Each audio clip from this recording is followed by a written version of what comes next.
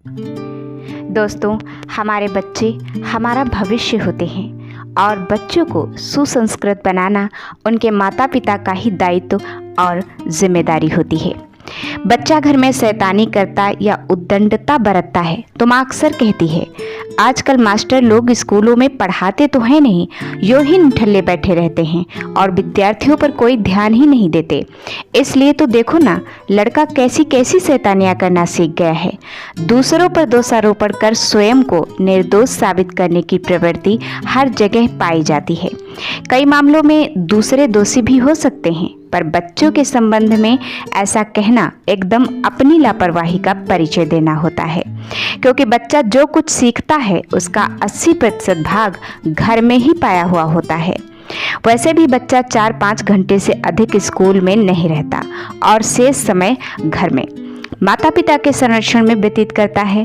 पिता भी उपार्जन निर्वाह व्यवस्था के लिए अपना अधिकांश समय बाहर ही गुजारता है, इसलिए अधिक जिम्मेदारी माता पर ही आती है।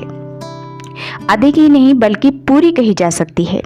अब तक हुए मनोविज्ञान के शोधों से यह निश्चित हो चुका है कि 6 वर्ष की आयु तक बच्चे के संपूर्ण जीवन का आधार बनकर तैयार हो जाता है। जैसी शिक्षा और संस्कार ग्रहण करता है, जिस तरह के वातावरण में रहता है, तदनुसार ही उसके जीवन की दिशा और प्रवृत्ति निर्धारित होती है। और 6 वर्ष की आयु तक बच्चा पूरी तरह माता के संरक्षण सानिध्य में रहता है। अतः स्वयं सिद्ध है कि कोई व्यक्ति अच्छा चरित्र और ईमानदार है तो उसका अधिकांश श्रेय उसकी माँ को जाता है, और कोई व्यक्ति बुरा, चरित्रहीन, बेईमान तथा निंद प्रकृति का है तो उसके लिए ज़्यादातर दोषी उसकी माँ को ही ठहराया जाता है। असंस्कृत घरों में बच्चा बाहर से किसी की कोई वस्तु उठाकर लाता है और उसकी इस हरकत पर ध्यान नहीं दिया जाए तो बहुत संभव है कि बच्चा आगे चलकर चोर बन जाए। झूठ बोलने वाले बच्चे बेईमानी, दूसरों के साथ मारपीट करने और उनकी वस्तुएं छीन लेने वाले बदमाशी तथा उच्च श्रृंखलता की दिशा प्राप्त कर लेते हैं।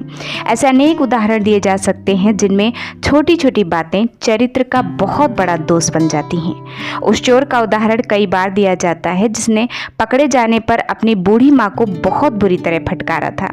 वस्तुतः व्यक्ति का भविष्य उसके बचपन से ही आंका जा सकता है कि वह आगे क्या बनेगा और उसका स्वभाव कैसा रहेगा।